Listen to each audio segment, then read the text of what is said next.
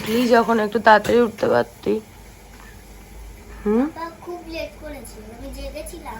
নিয়ে বাস মনে চলে এসেছে, তাড়াতাড়ি কর বাবা, 7:30 বেজে গেছে আজকে। চলো আমি আজকে জুতোটা পরিয়ে দিই তাড়াতাড়ি করে। হ্যাঁ চলো। গুড মর্নিং, সুপ্রভাত, ওয়েলকাম টু আওয়ার চ্যানেল। আশা করি তোমরা খুব ভালো আছো, আমিও খুব ভালো আছি। বাজে এখন 8:30। আজকে কি বলবো, সকালবেলা ঘুম থেকে উঠেছি তখন বাজে 6:40। উঠে দেখি সিনটি রেডি ফেডি হয়ে একদম বসে রয়েছে।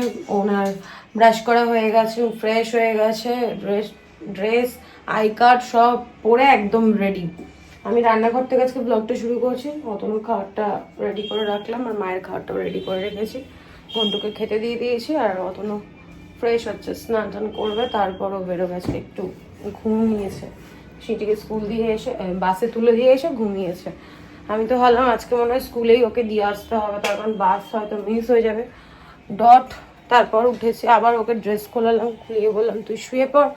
আবার উঠলাম, তারপর আবার সবাই শুয়ে পড়েছিলাম, শুয়েছি আর ঘুমিয়ে পড়েছে।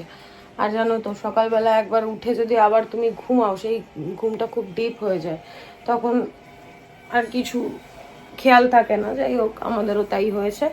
আবার উঠেছি 7:27। আমি বলছি এই রে, এইটুকু সময়ের মধ্যে তো রেডি হতে পারবে না, আজকে মনে হয় স্কুলটা মিস হয়ে গেল। তো না, মিস হয়নি। মেয়ে একদম তাড়াতাড়ি করে রেডি হয়ে গেছে, তাড়াতাড়ি খেয়েও নিয়েছে, সমস্ত কিছু কমপ্লিট করলো, করে তারপরও বেরোলো। আর বাসও আজকে এসছে 6:40। একদম আমাদেরও লেট হয়েছে, বাসেরও একটু লেট হয়ে গেছে। অন্যদিন 35-এ চলে আসে, আজকে একটু 5 মিনিট লেট করতে। ভালো হয়েছে লেট হয়েছে, এই জন্য আমরা বাসটা পেয়ে গেছি, নাহলে ওকে অতনুকে আবার বাইকে করে একটু এগিয়ে দিয়ে আসতে হতো। তারপর ও এসে আবার ঘুমিয়ে পড়লো। আমি টুকটাক যা কাজ ছিল সেগুলো করলাম। তারপর ঘন্টুকে খেতে দিলাম, মায়ের টিফিনটা রেডি করলাম। ওই ঘরে কতগুলো জামা কাপড় আছে, সেগুলো এখন ভাঁজ করবো। প্রচণ্ড ঘুম পাচ্ছে, যে আজকে তো কোনো মিস্ত্রি আসার নেই, কিচ্ছু নেই। আমি একটু শুয়ে নিই, 10টা 10:30টায় উঠবো। ওই 11টা 11:30 থেকে কাজে হাত দেবো। 1টার মধ্যে সমস্ত কাজ হয়ে যাবে আশা করি। 1টা না হলেও 2টো হবে, এর বেশি তো হবে না। এই কদিন ধরে প্রত্যেক দিন আমার 11টা বেজে যাচ্ছে স্নান করতে। পরশু দিন তো 1:30, হ্যাঁ 1টা 1:30টার সময় আমি স্নান টান করে ঘুমোতেই এলাম। মানে প্রচুর লেট হয়ে যাচ্ছে, ওই জন্য আজকে তাড়াতাড়ি করে নেবো। এডিট করা হয়নি, এডিটটা করবো। আর এত রাতে শুতে না শুতে ঘুমিয়ে পড়ছে, এডিট করতে পারছি না। এখন কাজ আছে, কিন্তু এখন কিছু করবো না। কন্টেনারগুলো ওখানেই পড়ে রয়েছে, ওগুলোকে তুলে রাখতে হবে। মেশিন থেকে বাসনপত্রগুলো নিয়ে ওপরে রাখলাম। এখন বললাম তো এখন একটু শোবো, উঠে তারপর কাজকর্ম করবো। চলো, সবার আপডেট দিয়ে দিয়েছি, তোমরা দেখতে থাকো আর সামনে থাকো। প্রত্যেক দিন এইভাবে জিনিস নষ্ট করা, হাফ খেলো হাফ ফেলে দিল। দু একটা বাসন আছে, এগুলো হাতেই ধুয়ে নেব। আর এখানে অতনু ব্রেকফাস্ট রয়েছে, আজকে ব্রেকফাস্ট রয়েছে চাউমিন, ওটা ঢাকা দিয়ে রেখেছি। আর লাঞ্চটাও তোমাদের সঙ্গে করে শেয়ার করে মাছের লেজ ভেজে, একটা লঙ্কা ভেজে আমার জন্য রেখে দিয়ে গেছে, ভাত খাবো বলে। এখানে হচ্ছে ভেন্ডি ভাজা আর হয়েছে মাছের ঝোল। মাছের ঝোলের কারিটা সুন্দর হয়েছে। এই দেখো, সমস্ত বাসন এখানে জড়ো করে রেখেছি, এগুলো পরে গোছাবো। বাড়িতে থাকলে কাজ আর কাজ, যেদিকে তাকাও সেদিকে কাজ আর কাজ। এই দেখো, জামা কাপড় সব জড়ো করে রাখা, এইগুলোকেও এখন ভাঁজ করতে হবে। গনু ওখানে বসে আছে, গনুকে বলছে ঘুমিয়ে পড়, ও ওয়েট করছে অতনু বেরোবে, তারপর ঘরের লাইটগুলো অফ করে একসাথে আমরা ঘুমবো। দেখো দিদি আছে, দরজা খোলা রয়েছে। চলো পরে দেখা হচ্ছে। এই যে মায়ের খাবার রেডি করে রেখেছি, এখন এইরকম হোয়াইট কন্টেনারে পাঠাচ্ছে সব টিফিন বক্সগুলো বাড়িতে। মা পাঠাচ্ছে না, আর কিসে দেবো খাবার। আজ আবারও ঘরের কি অবস্থা।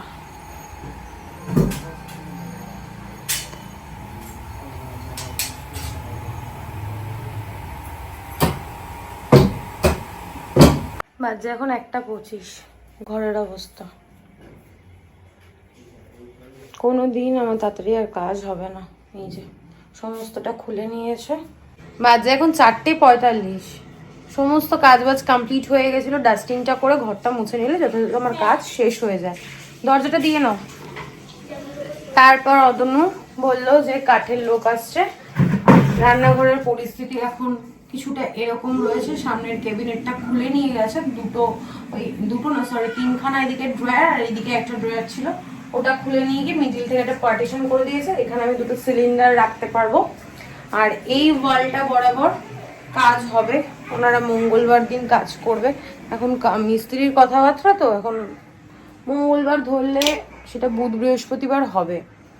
অতনু এই ঘরে জানলাটা এই জাস্ট বন্ধ করলো, আমি মাঝখানে কিছুক্ষণ শুয়েছিলাম, এগুলো পুরো খুললো, খুলে দেখলো যে নতুনভাবে কি করা যায়, তারপর আবার সেট করলো, দেন আমি এগুলো গোছালাম। খাটের নিচ থেকে ঝুড়িটা বের করলাম, ঝুড়িটা আগে আমার কাজে লাগতো, এখন যদিও লাগে না। ঝুড়িটা বের করে কলটা বন্ধ করো, নাহলে দরজাটা বন্ধ করো, দুটো একসাথে রেখো না, কালার লাগবে। আর তুই কি করছিস? দরজাটা বন্ধ কর। চান করতে গেলে যত রকমের ঝামেলা। এই ঝুড়িটার মধ্যে কিছু বাসন রাখলাম।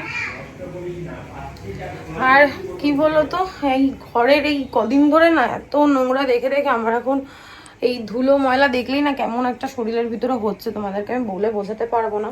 ব্লগ এডিট তো সকালেই হয়ে গেছে, টাইটেল থাম্বনেল রেডি করিনি, তাই ব্লগটা এখনো আপলোড করতে পারিনি, আপলোড করবো। অ্যাকচুয়ালি ভুলেই গেছিলাম, বিশেষ করে আমি ঘুমিয়ে পড়েছিলাম, চোখ মুখ দেখে হয়তো বুঝতে পারছো। তারপর উঠলাম, উঠে একটু অতনু আমাকে হেল্প করে দিল, হাতে হাতে কাজ করলো। ওরা খেয়ে দিয়ে একজন ঘুমাক আর একজন বেরোক, তারপর আমি বাকি কাজটা করব। এই ঘরের বিছানাটা যেহেতু তোলা হয়েছিল, আবার এই বিছানাটাও ঠিক করতে হবে। ক্যামেরায় হয়তো অতটা বোঝা যাচ্ছে না, কিন্তু পুরো এলোমেলো হয়ে রয়েছে, এটাকে ঠিক করবো। তো ভাবলাম তোমাদের সাথে একটু কথা বলি।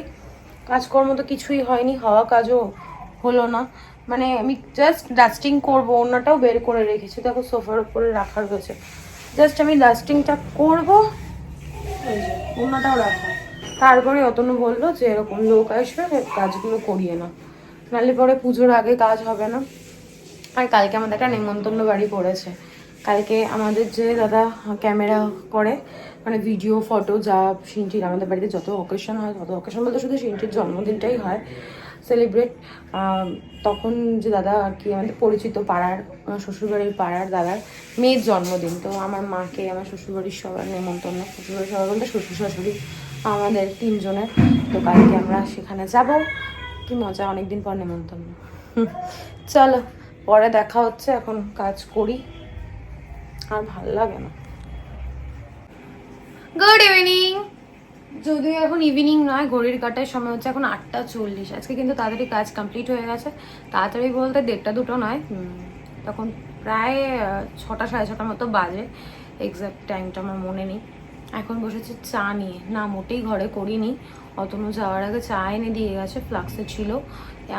সন্ধ্যাবেলা একবার খেয়েছি, সন্ধ্যাবেলা বলতে আমি আজকে ঘুমোইনি, তাড়াতাড়ি কাজ বাজ করেছি অন্যদিনের তুলনায়। করে 2-3 দিন ধরে আমার ব্লগে শুধু দেখবেই যে ঘরে কাজকর্ম হচ্ছে, মিস্ত্রিরা আসছে, টুকটাক কাজ লেগেই রয়েছে। আর আজকে তো রান্নাঘরের পরিস্থিতি এতটাই জঘন্য, আমার নিজের যেতে খুবই খারাপ লাগছে। একদিকে ওয়ালপেপারটা পুরোটা ফিনিশ করতে পারেনি, কারণ ডেলিভারি দেয়নি, 3টে দিয়েছে, 3টে দেয়নি।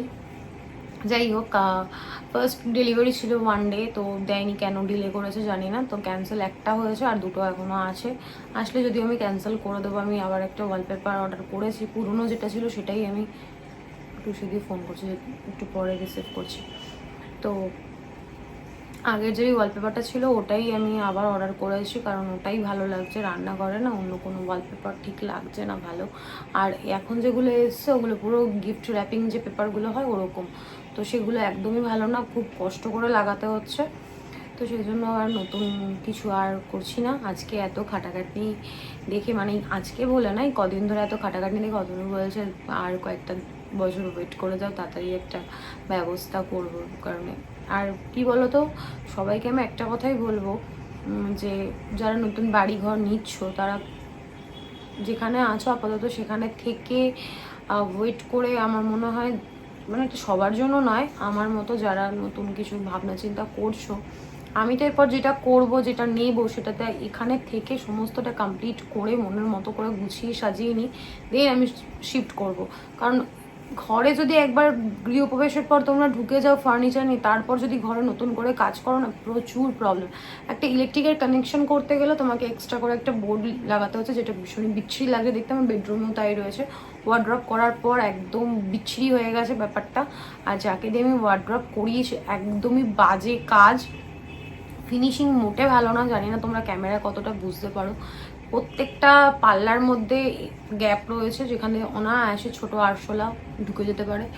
হয়তো আমি জামা কাপড় বেশি স্টোর করেছি সেই কারণে হতে পারে, কিন্তু আমি মানলাম দরজাটা না আটকাতে না পারো, কিন্তু আপ ডাউনটা তো আমার জামা কাপড় রাখার কারণে হয়নি। পরে তোমাদেরকে আমি দেখাবো ভালো করে।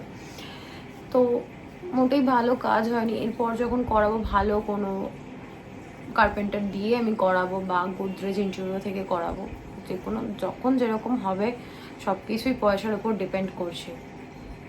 আর এগুলোর ওপর একটা নলেজ থাকা দরকার। আমি যখন এই ওয়ার্ড্রপটা করিয়েছি আমার সেরকম কোনো নলেজ ছিল না, জাস্ট আমি নিজের মতো করে করিয়েছি এটা। আর টিভি ক্যাবিনেটটা তো পুরো আমি নিজের মনের মতো করে করেছি, মানে একটা চিন্তা ভাবনা ছিল সেরকমভাবে বলেছি, তো সেইভাবেই টিভি ক্যাবিনেটটা হয়েছে। তো যখন কোনো কিছু নতুনভাবে করব নেবো, আর ডেফিনেটলি তোমাদের সঙ্গে শেয়ার করব, তো তখন একটু ভালোভাবে একদম ফল সিলিং, ওয়ার্ড্রপ, ঘরে যা যা করার দরকার থাকবে সমস্তটা করে দেন আমি শিফট করব। নাহলে বিশ্বাস করো এত খাটনি হচ্ছে না, আমি আর পেরে উঠছি না, প্রচণ্ড ক্লান্ত হয়ে যাচ্ছি। হ্যাঁ, শখ পূরণ করতে গেলে সেখানে তোমার খাটতে হবে, এটা বুঝতেই পারছি। অনেক দিন পর এতক্ষণ ধরে তোমাদের সাথে আমি গল্প করতে পারছি। আর ডিশওয়াশারের ব্যাপারে তোমাদের বলাই হয়নি, আমি বলতেই ভুলে গেছি যে ভীষণ ভালোভাবে পরিষ্কার হচ্ছে।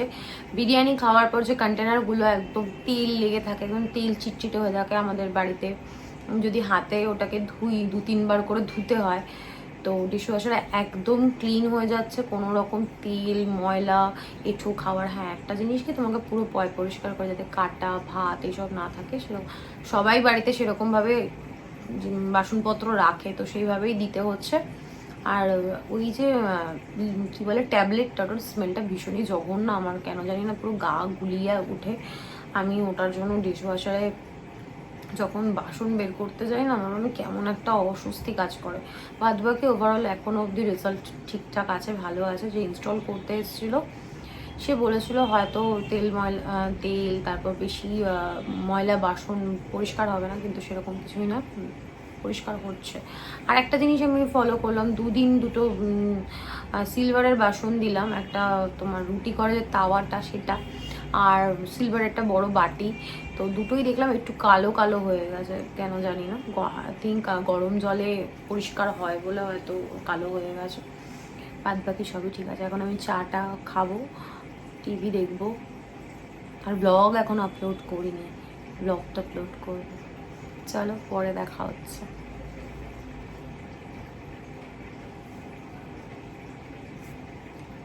বাজে এখন 12:30, ডিনার কমপ্লিট। প্রচণ্ড ঘুম পাচ্ছে, চোখ বুজে আসছে।